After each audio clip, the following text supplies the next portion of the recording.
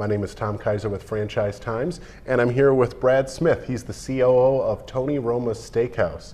Brad, thank you for making time for me. My pleasure. Now, one of the things I wanted to ask you about is you guys are in the casual dining space, and there's a lot of discussion about, are we in a restaurant recession? And some people say yes, some people say no. What do you see going on in the casual dining space these days? Well, it's a very competitive environment, and I think there are a lot more smarter people than me that can decipher if it's a recession or not. Sure. But, it is certainly a place where we have to compete for every guest. And we're not just competing with our casual dining friends anymore. We're competing with grocery stores and fast casual and everybody else. So it's definitely an environment that we have to really be on our game and try and drive our service and experience up. How do you guys attract younger diners, the millennials and people that would maybe be new to Tony Roma's? Interestingly enough, we just rebranded and reworked our entire concept, and we just opened our first one, and it was about a 25-year-old Tony Roma's in Orlando on I Drive. It's a very high-profile location, just down from the convention center. And so literally we talked about and went through and touched every piece of our business, the building, the bar focus, what our guests were telling us. We did a whole bunch of research to make sure that we were doing the right things and making the right moves.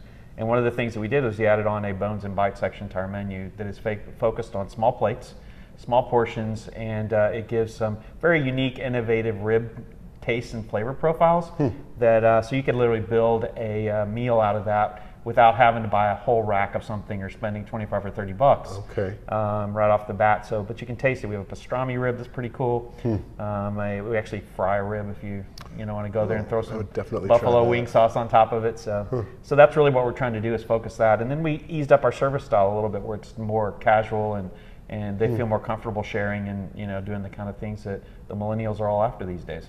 Excellent. Now, for somebody who hasn't been in a Tony Roma's for a while, what do you think are some of the things I would notice right away if I came into your new concept? Well, I think you would notice that we have 20 beers on tap, and they're poured out of these big, huge red fire hydrant taps that we had specially made. Oh, wow. So that's right in your face in the front door as you walk in. I think you notice the concept is much more open. It's very modern, very unique color schemes. We have a huge patio on that particular location that really drives that home as well. But I think what you notice as you just go, and our whole intent and focus on it is that when people came and go, wow, I can't believe this is a Tony Roma's. And the press that we've gotten so far locally in and around Orlando has pretty much done just that. Oh, well, that's fantastic to hear. Now, as Chief Operating Officer, you have a lot on your plate on a given day. What are some of your big focal areas for the coming year, if you could boil that down? That's pretty easy. We have 4 main goals and focus points for the year. And we just launched all of this with our new brand to our franchise community that was all in Orlando just 3 weeks ago. Oh, excellent. For our global conference.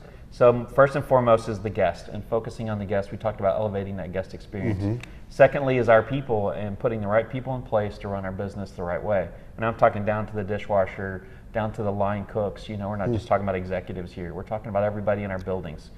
Thirdly is just the brand and its relevancy and its competitiveness, really focusing on that. And then the fourth is just creating a vibrant business model that we can make money and move the business forward. Well, that certainly sounds like enough to keep a guy like you occupied. Definitely. Good luck with all that. Thank you so much for making time for me. Yeah, my pleasure. I appreciate it.